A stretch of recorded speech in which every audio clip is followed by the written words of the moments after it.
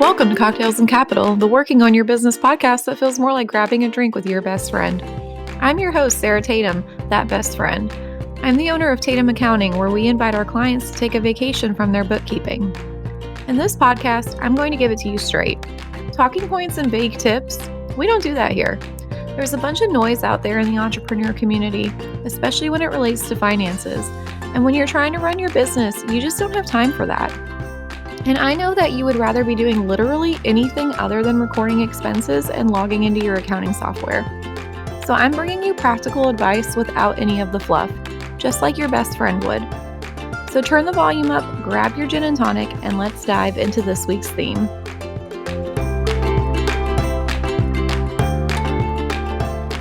Are you ready to take a vacation from your bookkeeping, but your business is not quite there yet? At Tatum Accounting, we have plans that scale with your business, making them affordable at every stage.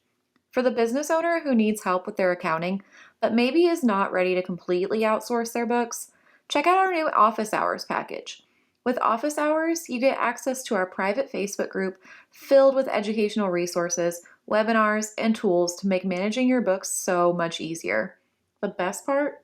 Private, weekly, one-on-one support. Jump on weekly calls with an accountant to discuss anything and everything. Pricing, expenses, QuickBooks. We're here to get your questions answered. For just $150 a month, sign up for our office hours by visiting tatumaccounting.com/office-hours or visit our show notes for the link. Now, let's get back to the episode. Hello, welcome to episode 19 of Cocktails and Capital. Today we are going to be talking about contractors and how they're different from employees and why you might want to hire a contractor over an employee as your first person to assist you in your business. It is about to be November when we're recording this, the last week of October, and tax time is coming up again. I know, no one wants to think about it, but it's coming. And part of tax time is issuing 1099s to your contractors. That is a very important obligation that you have as the business owner to issue a 1099 to anybody that meets those requirements. So we wanted to do this episode for those of you who might be thinking about hiring a contractor, so that way you know the obligations that you have when you do hire one. We are having a 1099 webinar on November 10th at 11 a.m. We're going to go over everything that you need for processing your 1099s and actually doing your 1099s. What is a 1099? All that great stuff. So if you're interested in that at all, we'll put a link in the show notes, but also you can head over to tatumaccounting.com and always get your information on whatever we're doing over there. Typically, the question of, do I need to hire somebody or do I want to outsource some work to somebody, comes when your business is just growing and it's gotten too much for you to sustainably manage as a one-person shop. For me, that time came earlier this year during tax season, and I realized that bookkeeping and taxes together during tax season is a monstrosity that I can't handle on my own. So I decided to actually hire somebody on a W-2 basis and bring them into the company because I wanted to make sure that I had somebody who was really invested in me and in Tatum Accounting and just wanted the same thing that I wanted for this business. So for me, the choice was 1099 versus W-2, employee versus contractor. And the choice for me was clear. The choice for a lot of other people, and especially people who might be listening to this podcast, if you're a smaller business, smaller organization, is it's not quite as clear cut as it may have been for me. I knew what I wanted, but you might not know what you want, or if you can actually have a contractor for what you're looking to do. Some common examples of 1099 contractors are going to be like virtual assistants or anybody that is just kind of like sporadically helping you. But the big difference for a contractor versus an employee is one thing, and it's the IRS setting this rule. With a contractor, you cannot control the method in which they're doing their work. You can only control the output of work that they are providing. You can't provide them with the tools to do that work. So even the smallest thing like an email with your domain name on it is providing them a tool to do their work, to represent you. Now, additionally, if you're buying them laptops or if you're buying them a computer in order to be able to do the work that they need to do, that is again providing them with a tool to do their work. So there's a lot of intricacies in the status between a person that you're outsourcing to or a person that you're hiring. The other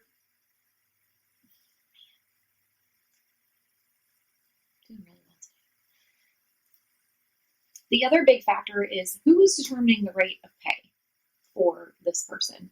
If the contractor themselves is establishing the rate that they want to be paid, you are then having an outsourced contractor. That person is 1099. They know how much they want to be paid, and they're setting the rate for that work for you. It's very similar to me providing accounting quotes to our clients. We're setting the rate for that work, and either the client agrees to it or they don't, but they do not set the rate for the work that we're doing. If they did, that would be making us an employee. On the flip side of that, I knew that when I hired somebody, I wanted to pay a specific amount of money for that person, and that I wanted to be able to control the output of the work that they did. I wanted to be able to control when they did it. And so all of that wrapped up caused me to need to find an employee versus a contractor. So those are some really big things to kind of think about when you do want to hire somebody, and kind of evaluate whether your quality of work requires somebody that you can kind of oversee and be more of a manager role, or if you're comfortable letting somebody be an independent person and just outsource the work to a contractor. It's exactly why we call them independent contractors. They are independent over the work they're doing, the time they do it in. You can give them a deadline, but they will do the work when they have the time to do it. That's essentially what an independent contractor is. If you are thinking about going through this process of hiring somebody or outsourcing your work, definitely consult with somebody about the legal or tax side of things if this is a move that you're looking to make, so that way you can make sure that you're doing things correctly, that you're not bordering on any IRS rules, and that you're not crossing any lines there. You also want to check with your state about their laws and their guidelines for independent contractors versus employees. Some states do have the viewpoint that if you're hiring somebody or outsourcing to somebody who is in the same field as you, that person automatically qualifies as an employee, whether they want to be an independent contractor or not, or they're touting their services as an independent contractor. And the instance happens a lot, again, in the accounting world, where if we wanted to outsource some of our other clients to people, that person, because they're another accountant, falls under our umbrella as an employee. So it is very sticky depending on your industry, depending on your state, and depending on what kind of work product that you would like that person to put out. So definitely consult with somebody if you have the ability to. We're happy to consult with you on that type of situation. So find somebody that you trust that you want to talk to about this before you make this move. All right, let's talk about the very bread and butter of this episode. Why should you hire a contractor versus an employee for your first hire? Hiring a contractor versus an employee kind of gets you to dip your toes into the water for delegating and making sure that you kind of have a good scope on what kind of manager that you want to be, what kind of work you actually want to outsource. And then while you're having a contractor do this work for you, you can kind of feel if you're feeling comfortable with them doing it on their own time, as long as it's by a deadline, or if you're comfortable with having more of an oversight over someone rather than letting somebody kind of run their own show with your product or your service. Just because they're an independent contractor doesn't mean that you can't dictate what type of work they'll be doing. So think of like a virtual assistant, like I mentioned before. You can dictate that they manage your emails, manage all your inboxes. You can have them take care of your calendar management. You can have them communicate with clients for you. There's so many things that a virtual assistant can do. Additionally, think of like a home contractor, the guy who's coming to install your flooring. You can dictate what type of flooring he puts in. You can oversee the flooring project. What you can't do is, again, you can't control the amount of time spent. You can't control what tools he uses for the job and things like that. So that's kind of the main reason why we talk about hiring an independent contractor versus an employee, is because it will literally give you the ability to dip your toes just briefly into that water and see what kind of working relationship you want to have with the people who are going to be helping you grow and run your business with minimal commitment. So that is kind of one of the biggest reasons for hiring an independent contractor versus starting off with a W-2 employee. And there's so much that goes into having a W-2 employee as well. You have payroll laws, you have so many registration obligations with different states, different localities, depending on if you're hiring virtually. So it's definitely a lot to consider one way or the other. Let's talk about some questions that you should be asking yourself when you are hiring a contractor. So, first of all, have I talked to somebody about this decision? Somebody that you trust, an advisor, a friend, anybody at all who might be able to be your sounding board, give you some knowledge about the situation, and kind of confer with you about that W-2 versus 1099 situation and where this person might fall in, the person that you're looking to hire.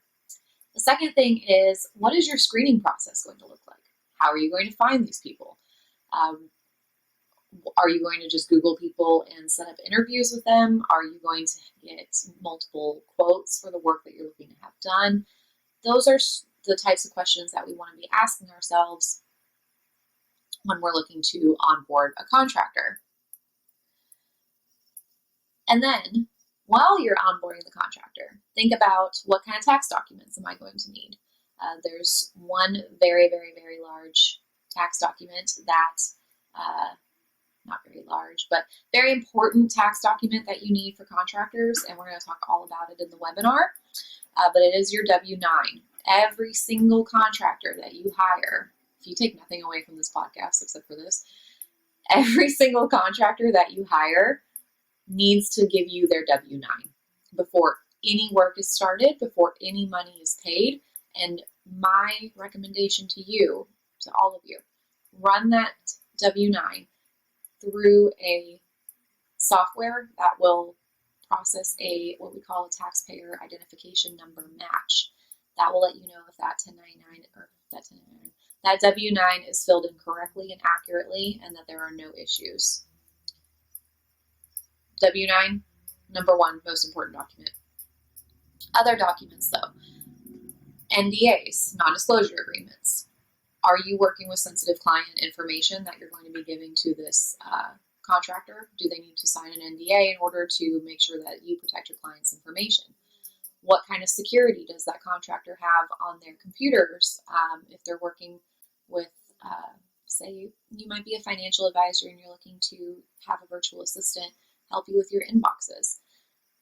Is that virtual assistant going to, again, see confidential client information? Are their security systems on their computer up to date and good to go, so that way your client information is not possibly hacked into? Lots of things to consider here with your contractors, because again, that is something that you can control if you hire an employee, is their security system on their computer and things like that, the way that they're managing client information. With a contractor, that's much, much harder, and in a lot of cases, you're not able to dictate something like that. Another question to ask is, while you're onboarding, what systems of yours do they need access to? If it's your virtual assistant, obviously they need access to your email, your calendar. Are they going to help you with some minimal bookkeeping? Do they need access to Stripe, Square, PayPal, Venmo, all the systems? And how are you going to keep your passwords safe? The other document that you're going to need is a contract. And who's going to write up that contract? It's going to be the contractor. They're an independent contractor. They should be writing the contract.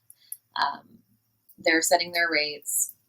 An independent contractor is typically one who is in the business of making a profit, and they should have contracts and everything else ready and good to go for you, the person who's hiring them. And then the final question that you want to ask yourself is, how are you going to be managing this person? Again, we can't do certain things that we would do with other regular employees, but you do still want to have some oversight. You want to make sure that the project's staying on time, you're meeting your deadline. Are you going to use a project management tool like Asana or ClickUp in order to kind of manage the project as they go through it? Think about the things that matter in this project and the key points and when you're going to check in with that contractor, how often you're going to check in, and just discuss the work being done. If they have any questions or anything like that, you can still manage your contractor without managing your contractor. And then my final point is, if you have any questions about any of these questions that I just went over, or the difference between employee versus contractor, what you can do with your contractors versus what you can do with employees, please feel free to reach out to me or to any other accountant that you trust.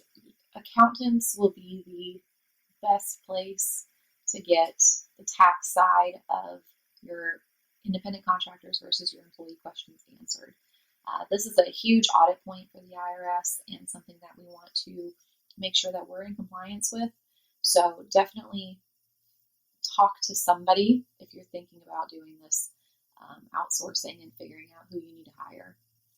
Like I said, if you guys have any questions, if you have any notes, please feel free to email us or send me a message on Instagram at Tatum Accounting. We will have the webinar link in the show notes below. I will have some articles listed in the show notes. And next week, we're going to go over some apps that are going to make onboarding your contractors so much easier. So stick around for that one next Wednesday. And if you guys liked this episode, please take a screenshot of it and tag me in it on Instagram. I would love to get your feedback. I would love to hear your notes. And I just love to see you guys enjoying the podcast. So that is it for me on this beautiful Wednesday, though. I hope you guys enjoy the rest of your day and the rest of your week, and I'll see you next week. Thanks.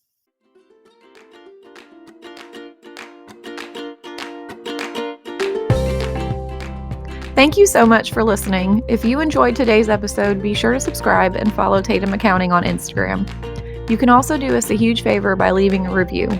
It's the best way to support us. Let's catch up next week, same time, same place.